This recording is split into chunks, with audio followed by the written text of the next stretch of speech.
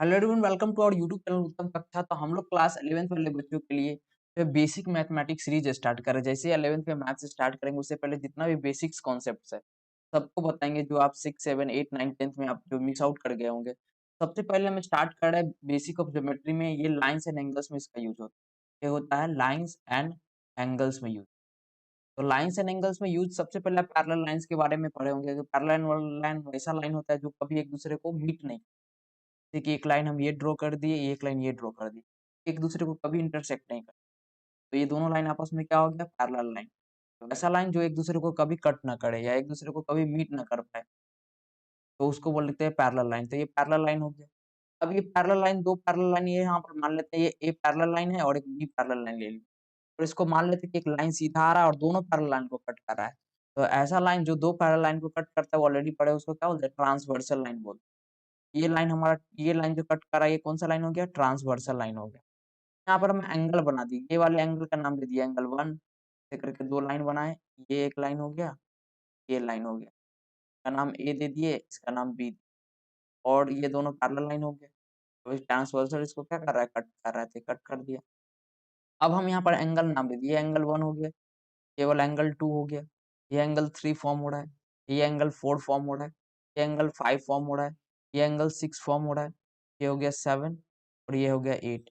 तो अब जो है हम लोग जो है यहाँ पर 4-5 जो है एंगल्स का टाइप करेंगे अलग-अलग। जैसे कि सबसे पहला देखने को मिलेगा vertically opposite, vertically opposite angle, vertically opposite angle.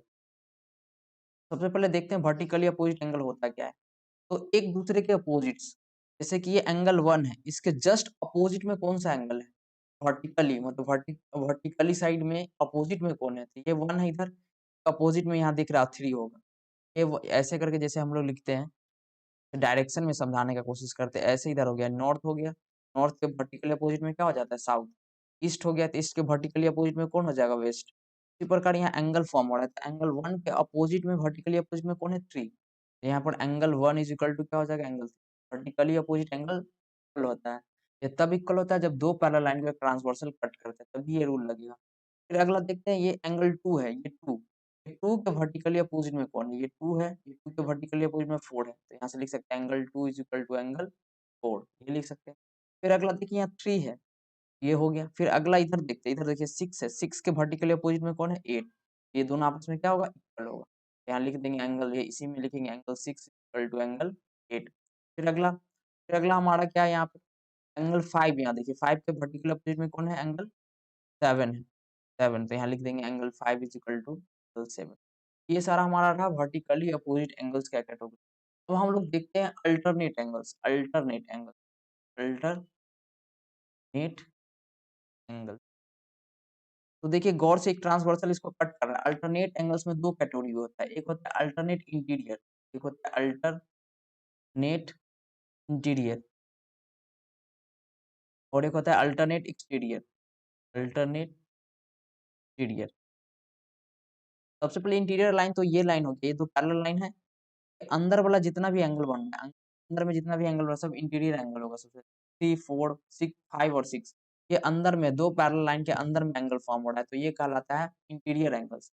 अब इंटीरियर में हमको देखना है अल्टरनेट इंटीरियर, एक दूसरे के जैसे कि एक अगर नॉर्थ डायरेक्शन में जा रहा होगा, एक जो है साउथ की तरफ ऐसे करके मूव कर रहा होगा, एक क्लॉकवाइज जा रहा होता है, दूसरा एंटी क्लॉकवाइज जाना चाह रहा होगा।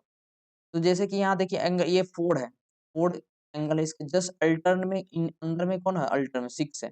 4 के जस्ट उल्टा में क्या है? 6 है। तो यहाँ पर angle 4 is equal to angle 6 क्या हो गया? Alternate interior. फिर इधर देखिए 3 है, 3 के अल्टर में इधर क्या है? 5। तो angle 3 is equal to angle 5 क्या हो गया? अल्टरनेट इंटीरियर एंगल हो गया। ये सब जो है अल्टरनेट इंटीरियर हो गया अंदर में। अब ये सब इंटीरियर है, तो एक्सटीरियर में ये सबको काट देंगे। इंटीरियर जब भी लिखेंगे तो इसको ध्यान में नहीं रखना है, इंटीरियर एंगल को भूल जाना है। अब एक्सटीरियर में देखेंगे 2 के अल्टरनेट में कौन है? 8। 2 का अल्टरनेट यहाँ आ जाएगा एंगल एक्सटीरियर में, angle 2 is equal to angle 8। और 1 के एक्सटीरियर में क्या आना है? 7। Angle 1 is equal to 7। ये हो गया अल्टरनेट एक्सटीरियर एंगल। तो अल्टरनेट एक्सटीरियर इंटीरियर समझ में आ गया होगा। अब हम लोग देखते हैं कोरस्पॉन्डिंग एंगल। कोरस्पॉन्डिंग एंगल को बोलते हैं एक एंगल को छोड़ के, जैसे ये 1 एंगल ले रहे हैं तो सीधा चलेंगे कंसेक्यूटिव, कंसेक्यूटिव में 4 को छोड़ेंगे और 5 को, एक एंगल को छोड़ के। तो एंगल 1 में 4 को छोड़ेंगे और एंगल 5, लगातार चलेंगे उसमें एक को छोड़ देना है, 1 को 4 को छोड़ दे क्या आ गया 5, एंगल 1 और एंगल 5 हो गया कोरोस्पोंडिंग एंगल। इसी प्रकार आप और भी देखिए जैसे 4 से 6 8 तक चलते हैं तो 5 को छोड़ेंगे 8, तो angle 4 is equal to angle 8, ये भी क्या हो गया कोरोस्पोंडिंग, ये सब कोरोस्पोंडिंग एंगल हो गया, कोरोस्पोंडिंग। बस फिर अगला इधर देखेंगे तो एंगल इधर अगर चलते हैं तो एंगल 2 इज इक्वल टू क्या हो जाएगा angle 6, 2 is equal to angle 6, एक को छोड़ के, फिर 3 में 6 को छोड़ेंगे तो 7, यानी angle 3 is equal to angle 7 क्या हो जाएगा कोरोस्पोंडिंग एंगल। और भी इधर 4 और 8 इधर हो ही गया, तो ये सब एंगल हमारा हो गया कोरोस्पोंडिंग है, एक एंगल को छोड़ के कंसेक्यूटिव में एक को छोड़ के, तो ये हो गया। फिर अगला हम लोग देखते हैं को इंटीरियर एंगल, को इंटीरियर एंगल, जैसे कि ये दो पैरेलल लाइन है, ये दो पैरेलल लाइन में कंसेक्यूटिव दो दो इंटीरियर एंगल कौन है, को इंटीरियर मतलब होता है कंसेक्यूटिव इंटीरियर, ध्यान में रखना है। ये एंगल 4 हो गया और एंगल 5 हो गया, लगातार दो कंसेक्यूटिव इंटीरियर एंगल है। ये ध्यान में रखना है कि दो पैरेलल लाइन हो और इसको ट्रांसवर्सल कट कर रहा हो तो उसमें जो दो कंसेक्यूटिव इंटीरियर एंगल होगा, जैसे कि एंगल 4 और एंगल 5, तो ये दोनों का सम आपस में कितना होता है 180 डिग्री। इसी प्रकार इधर से भी angle 3 is equal to angle 6 को इंटीरियर एंगल है, यानी कि मतलब को मतलब कंसेक्यूटिव इंटीरियर एंगल, दोनों का सम आपस में क्या हो जाएगा 100, इसको ऐसे ही रहेगा। और उसको क्वेश्चंस के फॉर्म में आपको दिया रहेगा, जैसे कैसे करके दे देगा, ऐसे दे दिया, ऐसे दे दिया, दो पैरेलल लाइन है, एक एम एक एल है एक एम है, इसको ऐसे करके कट कर रहा है, तो ये अगर 50 डिग्री होगा तो बताना रहेगा, ये एक्स दे देगा, ये कितना होगा, ये पता है कि अल्ट्रा ये वर्टिकली अपोजिट है, तो ये 50 है तो ये भी कितना हो जाएगा 50। अब ये 50 है तब मान के चलिए एक एंगल को छोड़ के ये भी कितना होगा 50 कोरस्पोंडिंग एंगल। अब ये 50 है तो इसका वर्टिकली अपोजिट ये भी कितना होगा 50, समझ में आता है।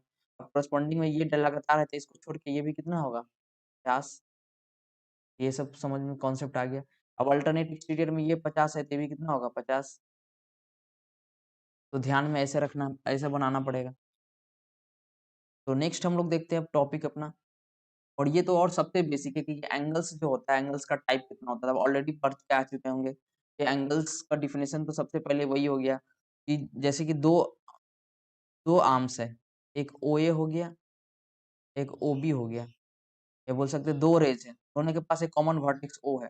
अब यहाँ का जो मेजरमेंट बोलते इनिशियल रे, ओ ए हो गया इनिशियल रे, इनिशियल रे, और ओ बी हो गया टर्मिनल रे, टर्मिनल रे। इनिशियल रे और टर्मिनल रे के बीच का जो मेजरमेंट होता है, जैसे सपोज मेजरमेंट को हम थीटा मान लेते हैं, तो ये थीटा हमारा क्या कहलाता है एंगल। तो ये होता है द मेजरमेंट बिटवीन इनिशियल रे टू टर्मिनल रे, तो ये हो गया एंगल। अब एंगल अलग अलग टाइप का पड़ता है, एक्यूट एंगल जो 0 डिग्री से बड़ा होगा और 90 डिग्री से छोटा होगा, वो एंगल जो होगा 0 और 90 के बीच में होगा, ना 0 होना चाहिए ना 90 होना चाहिए, ध्यान में रखना 0 और 90 के बीच में। राइट एंगल ट्रायंगल जिसका अगर वो एंगल 90 डिग्री हो गया तो already right angle triangle right angle हो जाएगा, और जिस ट्रायंगल में अगर ये राइट एंगल फॉर्म होगा वो राइट एंगल ट्रायंगल हो जाएगा। Obtuse angle, obtuse angle already पता है 90 डिग्री से बड़ा होता है और 180 से छोटा होता है, यानी 90 180 के बीच में। स्ट्रेट एंगल होता है 180 डिग्री, देखिए ये स्ट्रेट लाइन है, स्ट्रेट लाइन में जितना भी एंगल खड़ा होगा स्टैंड होगा सबका सम होता है आपस में 180 डिग्री। अगला है आपका रिफ्लेक्स एंगल, रिफ्लेक्स एंगल जो 180 से ज्यादा होता है 360 से कम होता है। और angle complementary angle, complementary angle इसको ऐसे समझाते हैं, कॉम्प्लीमेंट्री एंगल मतलब कि जैसे एक ऐसे स्ट्रेट लाइन है, एक ऐसे है, ये 50 डिग्री है और ये जस्ट 40 डिग्री, देख रहे हैं कि दोनों एंगल को जोड़ रहे हैं, तो दोनों एंगल को जोड़ने पे कितना आ जा रहा है 90, दोनों एंगल को जोड़ने पे कितना आ जा रहा है 90, ऐसे रहेगा परफॉर्म डायग्राम, ऐसे है, एक इधर 50 है और एक इधर 40 है, तो ये इसको दोनों को देख रहे हैं जोड़ रहे हैं, तो दोनों को जोड़ने पर कितना आ जा रहा है 90 डिग्री। अभी भी हम अगर दो एंगल को जोड़ते हैं और दोनों का सम अगर 90 आ गया तो दोनों 50 और 40 आपस में किस टाइप का एंगल होगा कॉम्प्लीमेंट्री एंगल, कॉम्प्लीमेंट्री एंगल। तो याद रखना the sum of two angles is equal to 180 degree then it is said to be complementary angle. Supplementary में सेम, अगर दो एंगल को जोड़ेंगे अगर 180 हो गया, जैसे एक एंगल 130 एंगल 50 है, ये दोनों को जोड़ रहे दोनों अगर 180 हो गया तो दोनों एंगल आपस में कैसा हो जाएगा सप्लीमेंट्री, सेम चीज है, and the sum of two angles is equal to 180 degree then it is supplementary angle. और इंटरसेक्टिंग लाइंस और नॉट इंटरसेक्टिंग लाइंस ये भी देख लेते हैं, जैसे दो लाइन कभी भी मीट करेगा, दो लाइन किसी एक कॉमन पॉइंट पे मीट करेंगे तो इसको बोलेंगे इंटरसेक्टिंग, जैसे एल और एम है, दोनों कॉमन पॉइंट पे मीट कर रहे थे इसको बोलेंगे इंटरसेक्टिंग लाइंस। तो ये भी एक लाइन है एल है और ये भी एक लाइन है एम है, ये दोनों एक दूसरे को कभी मीट नहीं करेगा तो इसको बोलेंगे नॉन इंटरसेक्टिंग।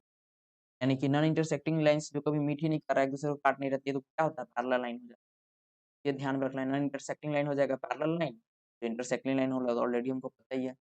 अब इससे एसोसिएटेड एंगल्स हम लोग देख सकते हैं, जैसे ये और ये वर्टिकली अपोजिट एंगल्स, और ये जैसे स्ट्रेट लाइन हो गया, तो ये और ये दोनों का सम कितना होता है 1, जैसे ये ए है और ये बी, ए प्लस बी का सम कितना हो जाएगा 180, तो बोलते हैं लीनियर पेयर। या तो आगे चल के भी पढ़ाएंगे, sum of two adjacent angles is equal to 180 degree, दो एडजेसेंट एंगल, तो एडजेसेंट एंगल भी बार बार आते जाएगा, तो इसको भी देख लेते हैं। एक स्ट्रेट लाइन है, एक ओ पॉइंट है, एक ओ ए हो गया, तो यहाँ पर दो एंगल फॉर्म हो रहा है, इसका नाम दे दिए बी, का नाम दे दिए, तो यहाँ पर दो एंगल फॉर्म हो रहा है, एक एओसी एंगल फॉर्म हो रहा है और एक एओबी फॉर्म हो रहा है। तो एओसी और एओबी ये दोनों एंगल के बीच का जो ओए जो है, दोनों में क्या है? कॉमन है। ओए रे जो है दोनों एंगल में कॉमन है। तो कभी भी दो एंगल के बीच में जो कॉमन रे होता है और कॉमन वर्टेक्स जो बना हुआ होता है, तो उसको बोलते हैं एडजेसेंट एंगल। यानी यहाँ पर एंगल एओसी और एओबी आपस में होगा एडजेसेंट एंगल। तो याद रखना है theorem, sum of adjacent angle in straight line is equal to 180 degree. इसी को हम लोग लीनियर पेयर भी बोलते हैं। लीनियर पेयर अगर ऐसा होता है तो ये ध्यान में रख लेंगे।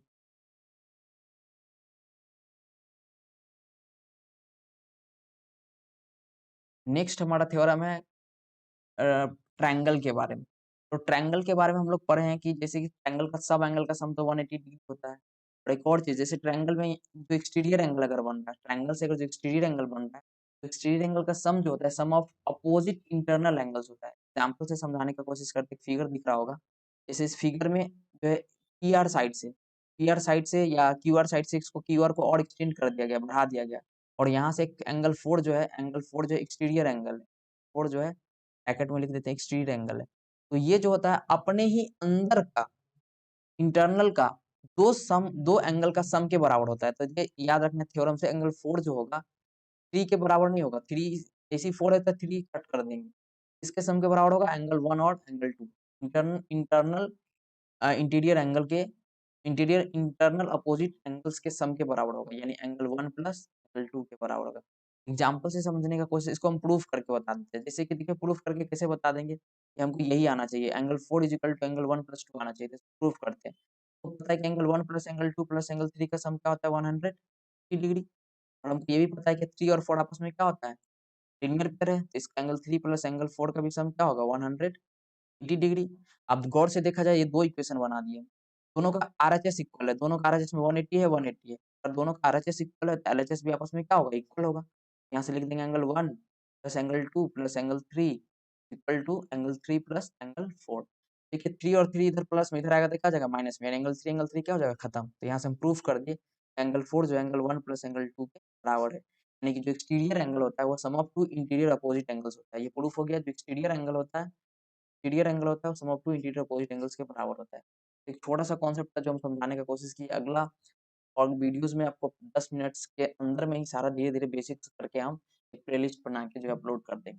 Thank you so much for watching.